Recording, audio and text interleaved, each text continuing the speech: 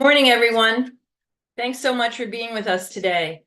With so much happening on the international sphere, it's great to be able to discuss very recent outcomes and what they mean for commercial policy, trade policy, and national security. Today, we're going to be talking about a new publication that the Peterson Institute for International Economics has launched. It's called The Rise of U.S. Economic Sanctions on China, Analysis of a New PIIE database. And not only will the report be available on our website, so will the data set on which it is based. So we'll hope that you will click over to PIIE.com if you would like to look at the data or play with the data that we have accumulated. Now, we saw just in the past few days that President Biden has added some more Chinese companies to entity lists, restricting U.S. commercial activity with these firms. So we're very anxious to hear from our two speakers today, who have not only analyzed data for the past several administrations, but have also updated their data set to present new numbers that will be available from this morning. So let me just briefly talk about the project. It was spurred by a general concern we had that this area of national security / commercial policy activity was really not well understood or transparent to the public. And of course, we all know that apprehension over China's military and economic ambitions has led the U.S. to increasingly rely on financial sanctions and export controls. But these controls are highly complex. They make it difficult to understand the magnitude without further analysis. And the report that we launched today, we see as the beginning of investigating and analyzing and assessing these controls. So let me introduce our speakers. The main part of the paper summary will be given by Martin Chorzempa. Martin is a senior fellow here at the Peterson Institute. He's been a senior fellow since January 2021. He joined as a research fellow in 2017. Prior to joining PIIE, Martin was a Fulbright Scholar in Germany and a Luce Scholar at Peking University's China Center for Economic Research, where he worked on comparative financial regulation, China's financial reforms, and the rise of innovative financial technology. Fortunately for us, Martin synthesized a lot of the information and experiences that he had in Beijing and China more generally as the author of in his new book called The Cashless Revolution, China's Reinvention of Money, which was published just last year, October 2022, and was named by the Financial Times as one of the best economic books of 2022. He will be joined by Christine Wang, who is a research analyst at the Peterson Institute. Christine collaborates with both myself and with Martin, working on U.S.-China trade relations, U.S. trade policies, and rearrangements in supply chains. Prior to joining the Institute, Christine worked at the University of California Institute on Global Conflict and Cooperation, where she delved into China's industrial policies. So it's great to have you here, Christine, for this webinar. We are fortunate to have as our discussant of the new report someone with enormous experience in this area, Peter Harrell, who is a non-resident fellow at the Carnegie Endowment for International Peace. Welcome to Peter. Thanks for joining us. As a member of Carnegie's American Statecraft Program, Peter's research focuses on issues of U.S. domestic economic competitiveness, trade policy, and the use of economic tools in U.S. foreign policy. From January 2021 through 2022, Harrell served at the U.S. White House as Senior Director for International Economics, jointly appointed to the National Security Council and the National Economic Council. So Peter, you're just the perfect person to talk about this subject, and we're grateful that you're here today. Okay, Martin, please, the floor is yours. All right, thank you, Mary, and thank you everyone for joining. I'm going to share my screen. So Mary already described a little bit about what this project is about, but I'll motivate it just a little bit more. We know that economic measures restricting commerce with China are proliferating. And there are a few characteristics of this. One is that it's now viewed as a key tool to solve a wide variety of challenges with regards to China that are both economic and non-economic. Many of these have extraterritorial effect, meaning that, for example, an advanced AI chip made in Taiwan with US technology is not allowed to be sent to China, even though it's not a US export. And some of these restrictions are applied to all of China. These are countrywide. This is an old kind of policy, although there are some new ones in that, for example, there's been an arms embargo on China for many decades. But here we're going to focus on controls that list specific Chinese entities. And the reason for that is one, it's very tractable to actually count how many entities are on these lists. And by entity, we mean just a body. So that can mean an individual, it can mean a firm, it could mean individual subsidiaries of a Chinese company, a Chinese research institute, a university, a government department. Any of these kind of legal entities can be on these different sanctions lists. And here we've seen the policy of the US change really drastically, and you'll see this in the data that we've put together. And I want to just note before we come in and talk a lot about some of the economic implications of these, that there are really legitimate concerns with China that are driving the rise of these different sanctions. And we're going to show you the specific concerns that are driving each individual one. So we have, a wide list here. I don't have to get into all of it because many of you are probably well aware, but it's everything from military civil fusion in China that potentially reduces the distinction between commercial firms and China's government, China's more advanced technology, and also just general non-China specific challenges, like how do you differentiate and control something that's only for defense when the most advanced AI chips today can be used to train a movie recommendation algorithm or also a facial recognition algorithm that could be used to surveil people. That's really one of the challenges that they're dealing with. So we make a few important contributions, I think, in this paper. First, we create this publicly available data set of all Chinese firms that are on 4 key sanctions lists. 2 of them are export controls, 2 of them are financial sanctions, and I'll get into what each of them are in the next slide. We analyzed the trends by presidential term to see, what was new under Trump, what has changed under Biden. And one of the most interesting things we found is that there's a lot of continuity from the Trump administration to the Biden administration in terms of how these tools are used, both the quantity of Chinese entities and also the concerns that have been quite consistent. We also classified targeted firms by industry, which allows us to see what kind of firms are targeted by these measures in China. That's what Christine is going to cover today. And we also correct for double counting. So the entity list is export control is interesting in that each specific entity, so if you have a big group conglomerate company with a bunch of different subsidiaries, every individual one has to be listed to stop US exports to those specific entities. And that means that, for example, Huawei is on the entity list 149 times, just that one company. And if you consolidate all these firms under just one parent company, you get a decline in the number that's on the list by 42%. So that finds that often the number of these sanctions is overstated in terms of their impact, if you look at it that way. And then finally, we also include some Chinese firm subsidiaries abroad. Many of those 149 Huawei entities, for example, are outside of China. What are the 4 regimes that we cover? The U.S. obviously has lots and lots of lists that it has of entities, but we've picked 4 here.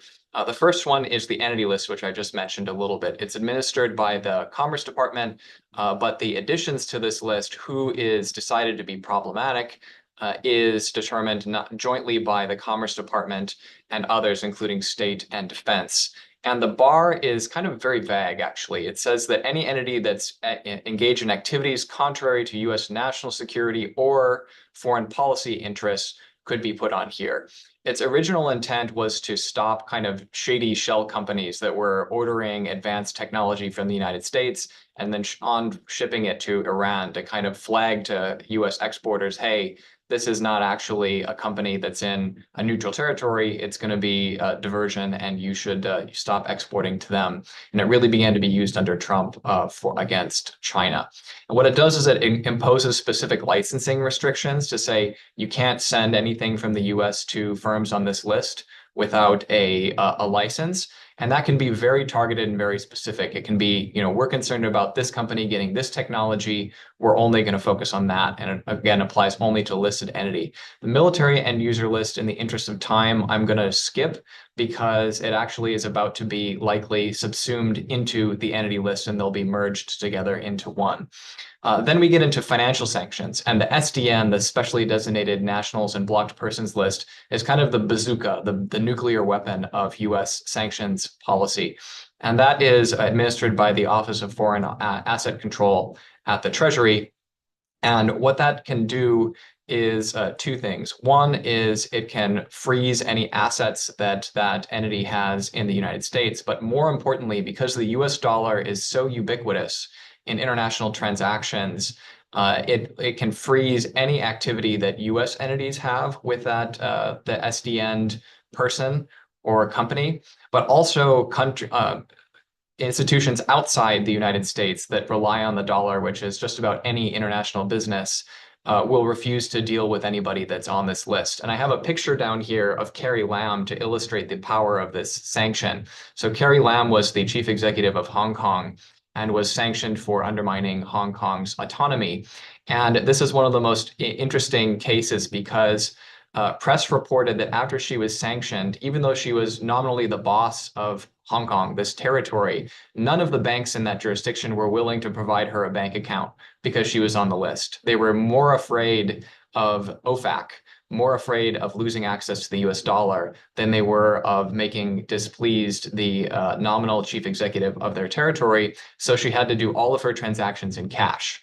And so it shows you the power of the sanctions, but also a little bit of the limitation because her successor is also on the sanctions list and actually has a more hard line on Hong Kong autonomy than she did. So you can see it really impacted the individual, maybe didn't actually lead to much policy change in China. Last, there's the non-SDN military industrial complex list. This is also now administered by Treasury, previously by Defense. And what this does is it blocks US investments into firms that are viewed as contributing to China's military modernization. I'll begin by looking at some of our data, our findings on the entity list. And this chart just tells such a fascinating story to me. What you see here is that the number of firms in general targeted by the entity list, which again stops US exports, transfers of data or technology to the firms that are listed, actually really started under Obama. So Obama added about 600 total entities, but relatively few of those were Chinese. It was only about 20%. That's the green line on the right axis showing you 20%. The blue bar is the Chinese entities that are targeted. So it's actually relatively few. And then under Trump, you see that that rockets up from 20% to almost 60%. So most of the firms that are added to the entity list under Trump are Chinese firms. And one of the important changes to the use of the entity list that Trump in the Trump administration began to use when it targeted Huawei in particular, but also some other companies, is that it really started to target consumer-focused companies that are very large rather than these small fly-by-night smuggling kind of operations. So you see not only a large number of firms, but also larger firms targeted. And then under Biden, you see a continuation of this policy with even more Chinese firms added, including 140 just this week. And then also many more other firms. And so that is really driven by Russia and the invasion of Ukraine, where many Russian entities are listed. So you see these just really stark rise in the use of these tools. These can be quite surgical. As I mentioned, for example, China's largest semiconductor manufacturer is only nominally blocked from buying equipment due to its entity listing that's supposed to produce advanced chips, where it's supposed to continue to be able to buy legacy equipment. And if we look at, I mentioned that there's a lot of double counting in here because one firm can be listed many times. And up until last week or so, the total annual list was about 912. But if you consolidate those, you actually get 525 Chinese different kind of parent company groups that are targeted by the entity list. The SDN, the most restrictive list, one of the most interesting finding we had on this by looking at the what different Chinese entities were sanctioned for is that these are really largely non-China issues. So China isn't sanctioned for, something it's doing for itself. It's generally sanctioned for helping out another sanctioned country. So if you look at the Trump administration, this heat map, the dark cells give you an idea of where there's a lot more sanctions. You see that most of the sanctions that Trump, the financial sanctions Trump put on China are focused on North Korea, Iran, proliferation of weapons of mass destruction, and narcotics. Narcotics is one that's kind of fentanyl largely based. And then under Biden, you see, again, Iran and weapons of mass destruction, North Korea are high on the list, but also then helping out Russia is one of the other most important. And also then an increase in the narcotics, showing you the importance of fentanyl. So I found that quite interesting that it's a very different focus. Instead of trying to target firms that are helping China's military modernization, something that's helping China's capabilities, it's more when China is helping out a sanctioned party, it's kind of getting these secondary sanctions put on it. And that means that sanctions have been reserved and not used so far against any major Chinese financial institution or any major Chinese consumer technology company. It's kind of keeping this in the quiver, able to be used in a worst case scenario. So now I'm going to turn it over briefly to Christine, who's going to talk about classifying targeted firms by industry and how we did that. Thanks, Martin.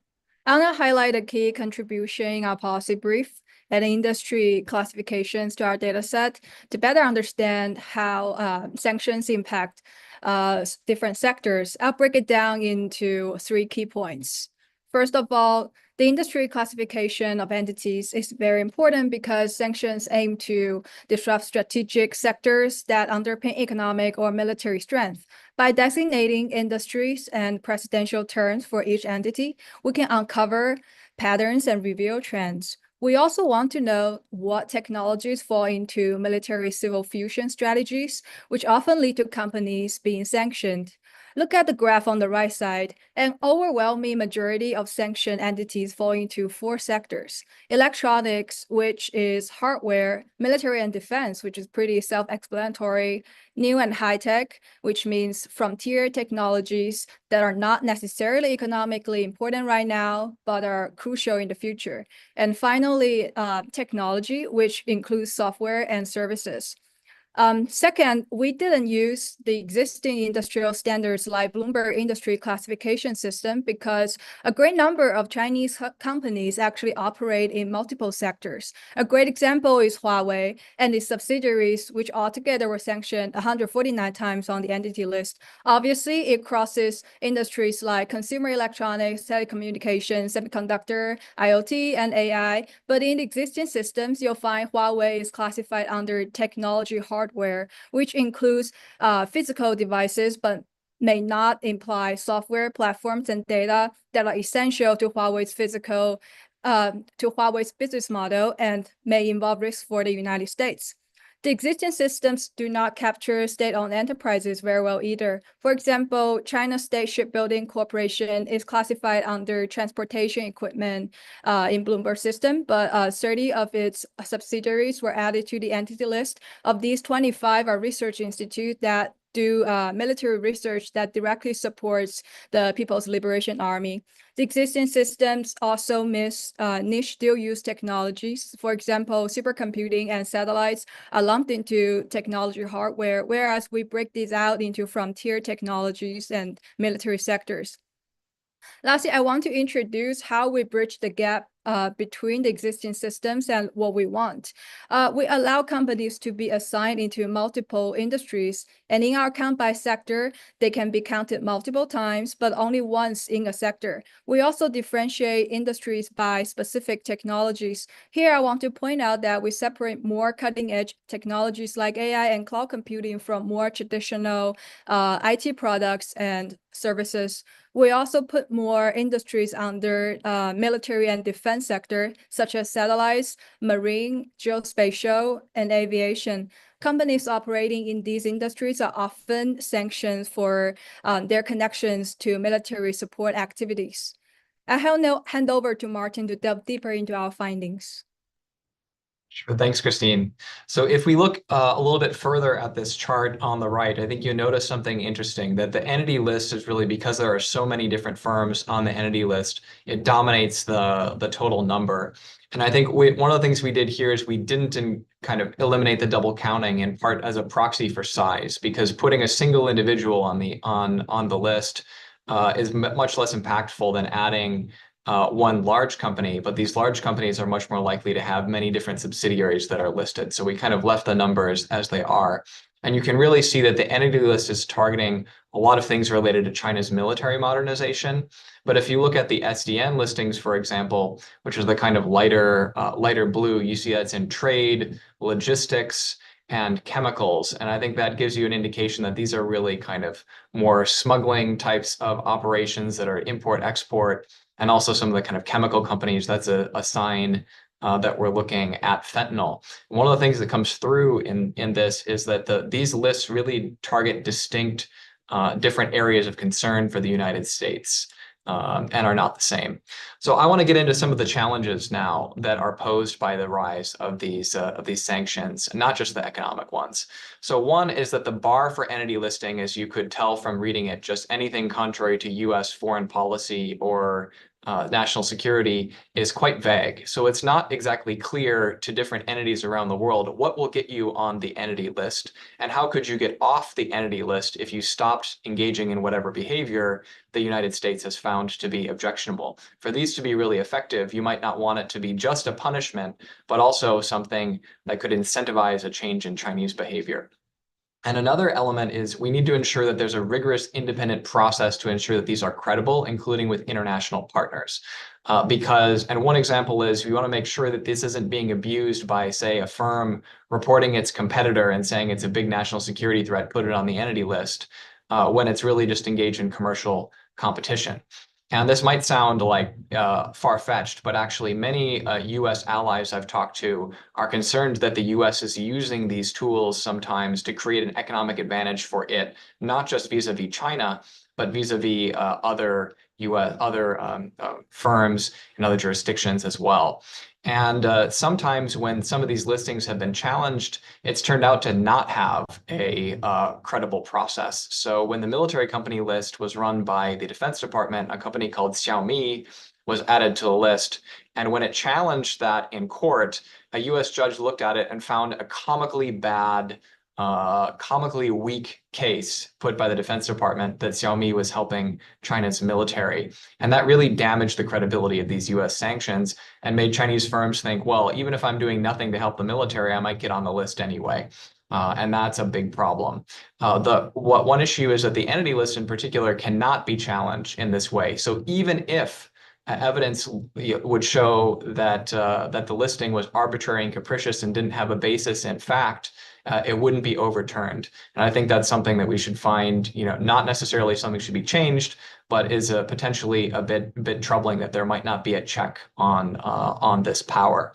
And then finally, there's a serious shortage of enforcement resources. I have a chart here I've put together from the budget requests of the Bureau of Industry Security, which administers U.S. export controls. And you can see from 2019 to now, where you've seen this explosion of sanctions, you see almost the same number of people are there trying to enforce those sanctions. And one problem is that our targets are not only more numerous, they're larger and they're more sophisticated.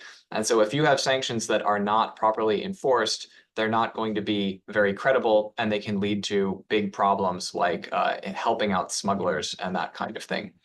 So now onto some governance challenges. And I think the biggest one is that the US government so far lacks a rigorous evaluation of the economic cost of these measures, which I think was fine when economic sanctions were used previously against smaller targets against more clearly targeted to specific military kind of technologies and companies. But now we're talking about controlling these sweeping areas of the civilian economy because of their potential spillovers. We need just because there's economic costs doesn't mean we shouldn't do these, of course. But it means that we need a rigorous evaluation so that you can weigh the economic costs against economic and non-economic benefits when you're trying to determine not only which sanctions have been effective in the past and should be maintained, but which ones should be imposed in the future. And we've seen a little bit of evidence now from a New York Fed study that was quite interesting, showed a pretty high negative impact to US firms that exported to previously to firms that were added to the entity list and another list that we don't cover. That's kind of a temporary holding spot that you could get on the entity list if you're on that one. And more importantly, it didn't find evidence that those supply relationships that were broken by the entity list were replaced by anyone else. So it seems that in many cases, this was a deadweight loss to US firms where they lose revenue, not that they were able to replace that with someone else. And another piece of that cost, if you look at, it's admittedly some self-reporting from firms, but if you look to before we began to use the entity list in particular, very few US businesses operating in China, this is the chart on the right, said that they were losing business in China because Chinese firms were concerned that whether they were going to keep being able to buy from them. If you suddenly get shut off from your supplier, that can be a big challenge if you're trying to manage your supply chain. But now, after the use of these sanctions, it's clear that many US firms are losing out on revenue, not because we've listed their customers, but just because that customer is concerned about potentially being listed in the future. And if we want to continue to have leverage on China, China still needs to be depending on the United States, which it might do less due to some of these sanctions. So I want to conclude with our three main recommendations. The first is that we need to develop an explicit framework for assessing the economic costs and benefits, both ex ante before imposing controls and ex post after we have imposed controls to know, are they actually working? What has the cost been? How have supply chains been evolving as a result? How should that inform our strategy? It's positive that Treasury Department now has a sanctions economist, but BIS at Commerce, which administers export controls, should also have similar capabilities. And that is going to require both new skills, new hiring at BIS to raise that number of full-time equivalents that I showed earlier, but also an investment in technology upgrades. Right now, they have a very backwards system that makes it hard to get the data they need to make smart decisions. Second is recognizing the market implications of these non-market sanctions objectives. That requires us to recognize that the security, effectiveness, and long-term leverage depends on the actions of firms who have an incentive to try and avoid these controls if they can. And so that's tricky and can lead potentially US firms to get designed out of supply chains in order to avoid the impact of these sanctions. Other countries, especially when these are extraterritorial, don't want the US to be able to tell them who they can sell to. And different sanctions can either enhance or erode this US leverage depending on how they're designed. And finally, there have been some proposals to kind of merge these lists all together, or to create a presumption that firms that are on some of these lists should be put on the most restrictive SDN list.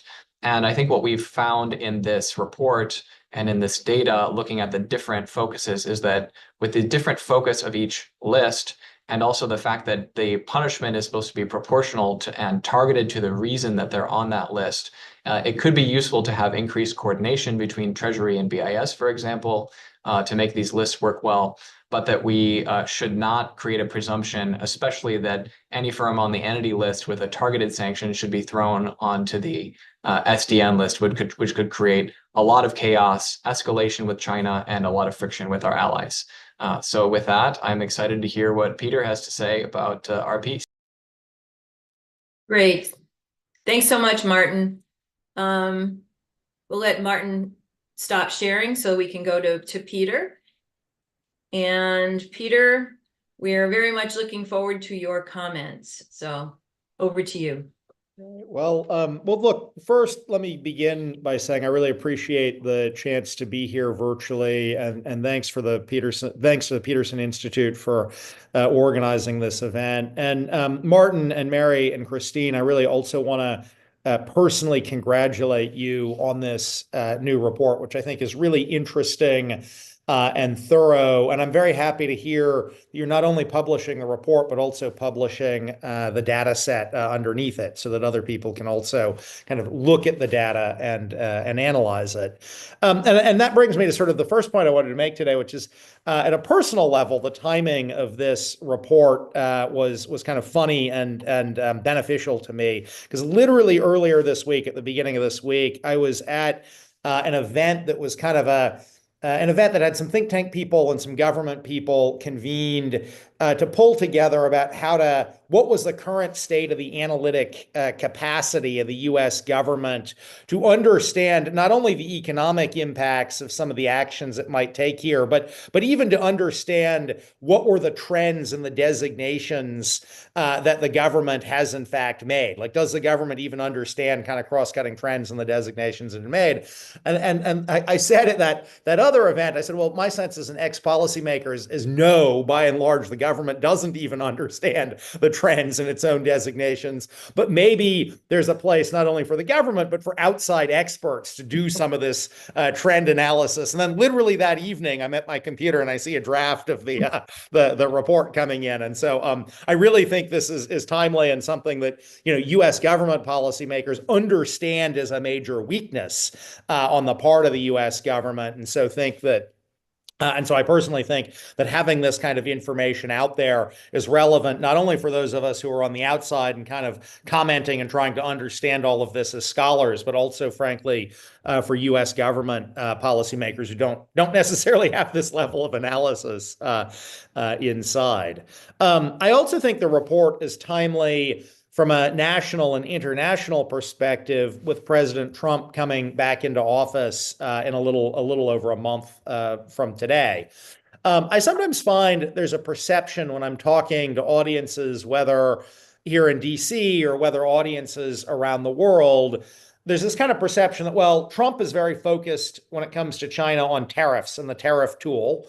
Well, the Biden administration has been more focused on sanctions and export controls. And I think this perception makes sense if you're just reading the headlines. The Biden administration has obviously made lots of headlines for its export controls and sanctions actions, including the most recent updates to semiconductor export controls that the Biden administration just put out on Monday of this week. Whereas Trump's kind of love of tariffs. I mean, he himself says that tariff is the most beautiful word in the English language, is obviously well known, and he's made headlines over the last week or week and a half in his social media feed with the tariff threats he's made on China, as well as Mexico and Canada and other BRIC countries. And it's kind of, one can lose sort of lose sight of all the tariffs he's proposed. But I actually think that the perception that it is true that Trump loves tariffs. The perception that a second Trump administration, is not going to be an active user of sanctions and export controls on China is just flatly wrong. As the paper makes clear, as the analysis in your paper makes clear, Trump was a very active user of sanctions and export controls against China during his first term. And it was kind of interesting to see actually the number of export controls actions and sanctions actions that he took on China were roughly comparable to the number of actions that the Biden administration has, though obviously, as the paper shows, Biden's overall use of this tool is higher given the campaign against Russia and other targets. I also would note that Trump actually undertook some of the key conceptual innovations, particularly in export controls, that the Biden administration then built on. So, for example, something called the foreign direct product rule, which I think is an important conceptual innovation in this space. So traditionally in the export control space, if there was a foreign factory that used a U.S. machine, U.S. export controls didn't apply to the stuff coming out of that factory. So if you had a semiconductor factory in, say, Korea or Taiwan that used a manufacturing tool or software that was made by a U.S. company, that factory in Korea or Taiwan didn't need to worry about the chips coming off its line and whether those chips were subject to U.S. export controls. But Trump upended that approach by basically taking action that if you are a foreign factory selling chips to Huawei, the Chinese telecom firm, those chips would be subject to U.S. export controls if your factory used a U.S. machine or software in the design or production of those chips, sort of extending extraterritorially the remit of controls. And then the Biden administration has really built on that approach. But I think the Trump administration is further going to expand it when it comes back next month. As the report notes, there's also substantial interest in the U.S. Congress in sanctions and export controls on China, including legislation that would try to align and consolidate U.S. sanctions and export control lists. And so I think against this backdrop, as a former policymaker, with all the interest in sanctions and export controls, both by the incoming team and also by Congress, I really both commend the analysis and also welcome a couple of the key recommendations, which, Martin, you just laid out in some detail, and so which I won't reprise in detail, other than to make two quick points. First is very much agree with the recommendation on the need to use need to have a better analytic capacity to understand the costs of these measures. And I noted in the report, you said one study was sort of showing some of these measures on China may have cost U.S. firms more than $130 billion in revenue, a quite striking figure. That's not to say these actions shouldn't have been taken. It may be that in the interest of national security, costs like that are well worth bearing, right? I think it is appropriate for us as a country to impose measures that entail substantial costs if those measures are needed for national security. But it is important to have the analysis so that policymakers can weigh those costs as they impose these measures or consider these measures, and not simply view these tools as a kind of cost-free action that doesn't entail real trade-offs. And second, I very much want to welcome the recommendation, Martin, you talked about at the end, which is that, well, there may be some merit to thinking about, making sure that if there is not alignment of our sanctions and export control lists, understanding why not, and there may be some space to, on a case-by-case basis, increase alignment, but that we should not just kind of automatically take a firm and apply it across all of our sanctions lists, because I think doing so could result, as you say, Martin, in a bunch of really unexpected and counterproductive outcomes. And I could illustrate that point a little bit with Huawei. So there are now export controls on Huawei, prevent the flow of American goods to Huawei. But Huawei obviously also still runs telecommunications networks in places like Latin America and Africa. And if the US government had just sort of automatically put Huawei on the sanctions list, the SDN sanctions list, when it put it on the entity list, that could have actually caused lots of problems for, sort of ordinary telecommunication services in Uruguay and Nigeria and places like that, in a way that would have been very disruptive globally and also alienated a bunch of potential partners from the United States. Doesn't mean we shouldn't think about ways to increase pressure on Huawei. Probably we should have a serious discussion about that. But I think really illustrates the recommendation you made of there shouldn't be some kind of automaticity across these lists, and we should instead be thinking about them as tailored tools that serve tailored purposes. So just let me close by saying again how much I welcome the report. I think it is very timely, and I want to again congratulate Martin, you and Mary and Christine on this report, and I very much look forward to the discussion. Great. Thanks so much, Peter.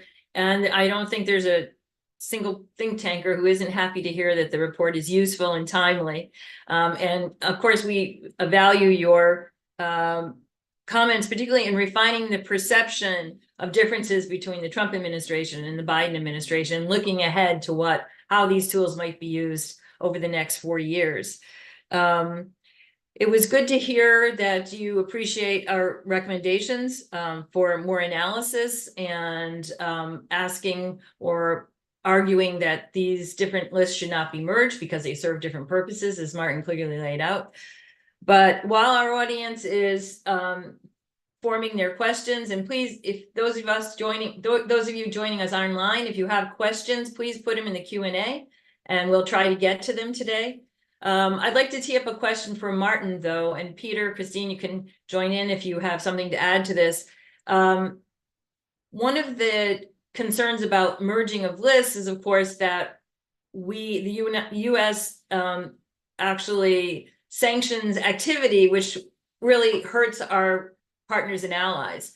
And this raises questions about the foreign direct product rule, which is used increasingly, and we could expect that it might be used even more in the future. Is this a concern that we will see some pushback from partners and allies that's greater than what we've already seen as we move to expand the scope of the technologies that are covered, or as these technologies become more commercially important to various partners? Martin, would you be willing to take that on to start? Happy to do that. So it's very interesting when I'll give you the kind of brief potted history of the Huawei sanctions. So I think they really illustrate this point. When the US started the campaign and put Huawei on the entity list, I think there was relatively limited international buy-in. And one of the impacts of that sanction was that it incentivized, because the US wasn't a dominant producer of chips on US shores, just stopping US exports of chips to Huawei didn't have that much of an impact. And what it did is it incentivized firms to move their production out of the United States so they could keep making billions selling chips to Huawei. And then what we did after that is we put the foreign direct product rule on, as Peter mentioned, which said, okay, pretty much every advanced chip in the world is made with US technology, no matter whether it's made in Korea or Taiwan. That's pretty much the only two places they make them. And therefore we can assert jurisdiction through that, with the idea that we have US equipment and software is indispensable for that. And that was a much tougher blow for Huawei. But I think one important thing was, at the time we said, this is just for Huawei. We have a very specific concern with this specific company. Don't design out US technology from your chip supply chains, because that would just allow you, the revenue you would get to design us all out and to be able to make these sales pales in comparison to the investment you would need to make to actually create a separate supply chain that doesn't involve US technology. But then what we've done since then is we've expanded that foreign direct product rule in some cases, in advanced AI chips, for example, to all of China. And so what we do is we expand it, is we increase, these are profit maximizing firms. We haven't seen evidence of it yet because the US choke points are really, really strong in the semiconductor space uniquely. But now the market opportunity for someone who could design a non-US chip production facility, and that would probably happen in China, and there are a lot of Chinese firms spending a lot of money trying to make that happen at the moment, unclear whether they'll be successful. That incentive goes up as we make our claims larger. And our allies often, we have mixed success with allies. So we convinced the Netherlands and Japan to join in restricting semiconductor manufacturing equipment to China. But they've often chafed at the US demands to restrict more and more technology that's actually older and older technology, kind of 10-year-old or more chip manufacturing technology, where they don't really necessarily buy the US security arguments, and especially the trade-offs involved in trying to deprive China of it. And I'll give you just one example of kind of something they might have in mind, is that when Korea and Japan had a dispute among them, one imposed export controls on semiconductor chemicals, which they had really dominant position in. And then eventually the dispute was resolved and the controls were lifted. But by then, the country that was controlled had developed its own industry for chemicals, was no longer reliant on the other one, and now was a competitor internationally. And that wouldn't have been the case if they didn't impose the control. So that's a bit one of the challenges. The bet that the US is making now with the last controls that came out this week is really extraordinary. It just takes a couple of seconds to describe just how far this goes.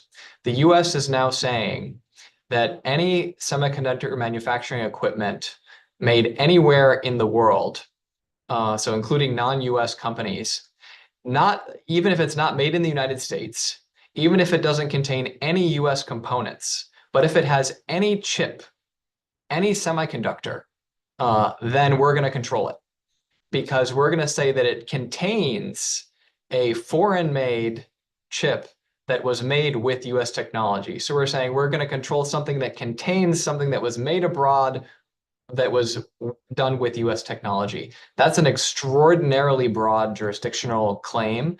And I think their goal here is to make it so hard to get around these restrictions that people don't bother. But I think if as long as these are used as the Biden administration has been using them, like a scalpel, saying only for advanced semiconductor manufacturing equipment, maybe that can hold.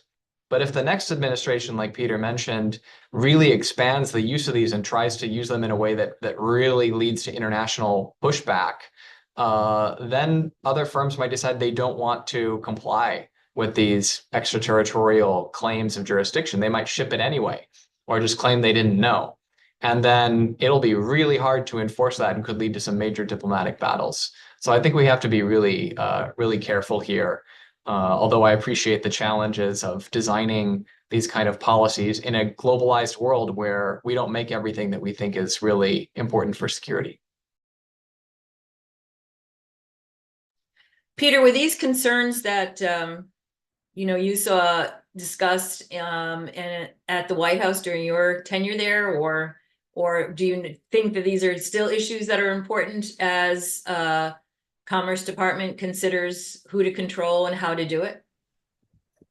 So I certainly think, let me break that question, in my answer to that question, Mary, into two parts. I certainly think at a macro level, there is interest out of policymakers in better understanding at least the first order costs of some of these actions. As you noted in some of the opening remarks, on the sanctions side, OFAC recently, or maybe about a year ago now, hired a chief economist and is trying to increase their analytic capacity to understand, at least first order costs. I think BIS, though potentially a little bit behind in terms of setting that capacity up, is interested on the export control side in understanding, in developing a capacity to analyze the first order effects.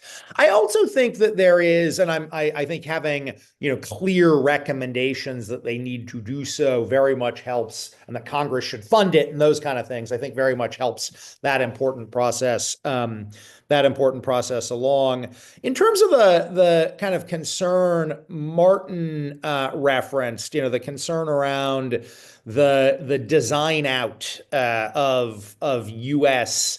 components, U.S. companies because of these, I think at a conceptual level there is concern about that, and people have memory of and have looked back at some past examples, not only the kind of international examples that Martin brought up, but there's been some debate going back to whether in the 90s U.S. controls of certain kinds of rocketry might have encouraged design around for U.S. components for foreign-made, European in particular, space launch capacity. So there's been some historical examination of it. I think the challenge, as Martin kind of highlighted, the challenge for policymakers is, well, they kind of understand at a conceptual level this design out concern, reducing that to a kind of meaningful amount of risk. Like, how do you quantify that risk? How do you quantify at what point you are gonna, trip over the design? You're going to, hit the tripwire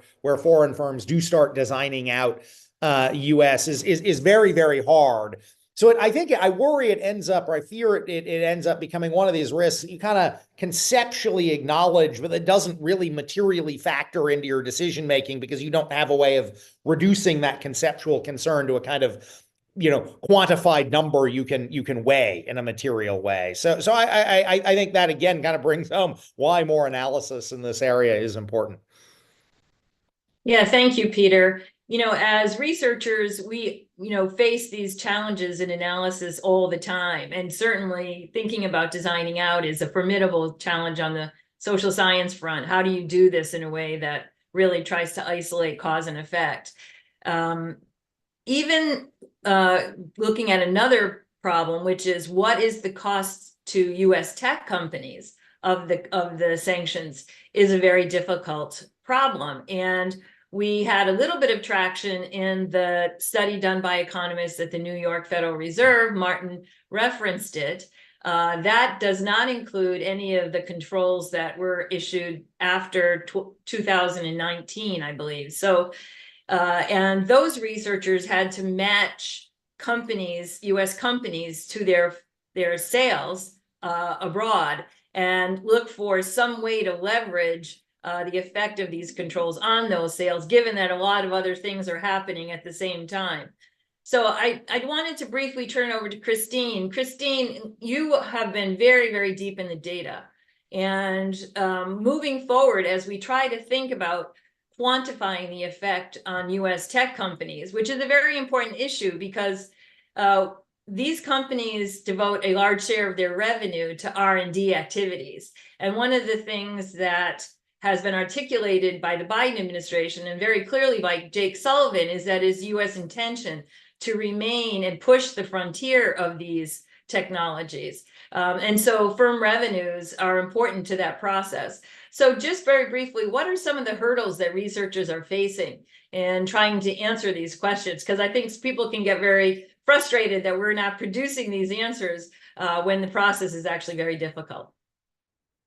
Yes, thank you, Mary. Like, as I have deeply dived into the data research, I found also with my research with you, and I found like one of a very efficient way to find out how does these export controls impact trade and like US export to China is from looking for the export data such as HS codes, but we find it very, very challenging to identify the exact HS codes that represent these cutting edge technologies. Usually, if we want to find some data from the Chinese customs and also from the US Census has more long digit US HS code, but not the Chinese customs. So it is very challenging to find out, the exact categories of these advanced chips, like how many of these advanced chips are affected by the sanctions exporting to the Chinese market. Thank you, Christine. One of our viewers is asking about the possibility of more blunt instruments to sever US-China technology. And I think this is an interesting question because, are we seeing these tools really being effective in fragmenting the US and Chinese tech ecosystems? Are these tools complementary to the sets of tariffs that we might see in the next 4 years, or even to go further, the revoking of permanent normal trade relations with China? So I guess basically my question, I'm going to come back to you, Martin. Are we seeing these used? Here we're discussing mainly their use for national security, but they also have these important commercial impacts that may lead to further fragmenting of this important ecosystem, which has really helped to promote technology more broadly in the past. So I think one of the things we might see under the Trump administration that we saw in the first one is often vague rulemaking and chaos is to them the feature, not a bug. Because if you want to avoid disruption, as I think the Biden administration has tried to do, and be very surgical, you have to produce very detailed, long, complex regulations that tell exactly what you're going to control. And often in the first Trump administration, we had these controls come out and nobody knew what they meant. And it created this immense chaos right away. But I think what that does is then creates the sense that dealing with China is very uncertain from a legal perspective and can lead US firms to break a lot more ties with China than they would have if they were just complying with some narrow regulation.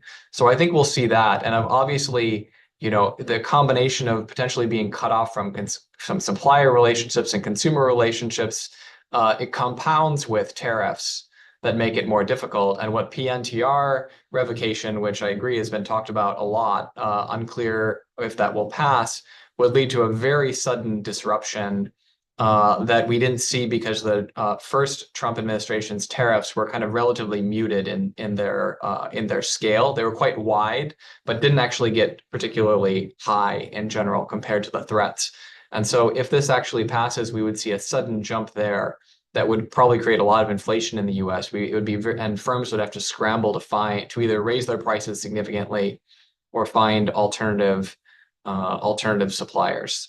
So that would be a major disruptive challenge. But I think to a lot of people, they think that even though we document all that's been done, I think there's still a pervasive view among some security types in Washington that it's a drop in the bucket compared to the decoupling that needs to happen to make the US secure and not depend on China anymore. And we might think that that's impossible, unreasonable, excessively costly. They might be thinking about worst case scenarios that make them willing to incur very large costs today to avoid those scenarios. And that's something we hope to provide useful evidence on what kind of cost that would incur. Great, thank you, Martin. Peter, I'm going to just toss the last question to you. And now that you're outside of government and back in a research role, the Biden administration, I think, took enormous pains to try to do the kind of detailed definition and refining and explanation to the world of what the US was trying to do and exactly which technologies it was trying to control. As a result, the US government itself has built up its capacity to do this type of analysis, but also to think about how to communicate that to the rest of the world. Do you think that that level of capability will be used by the next administration, help us to move forward, or perhaps just is fleeting?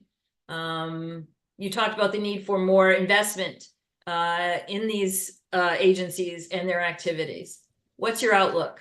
Yeah, I appreciate the question. I'll pick up where Martin left off, which is, I think the Biden administration's strategic concept, as the National Security Advisor said on a number of occasions, was kind of, we want a small yard with a high fence for our technology controls. And obviously there's a lot of debate about, does small yard mean this big or this big, but and how high the fence could be. But at least as a strategic concept, they were trying, as you say, Mary, to make very clear, we're not trying to cut off everything to China. We're trying to cut off a select number of technologies where we have identified, and they'd go into great detail about why we think there's a dual use case. For example, high-end semiconductors China can use for nuclear modeling, or they can use for developing AI that could then go into drone robotics that would come back and so a very kind of coherent theory of the case. And really, I think, while prepared to take unilateral actions, also by and large, we're trying to make substantive arguments to persuade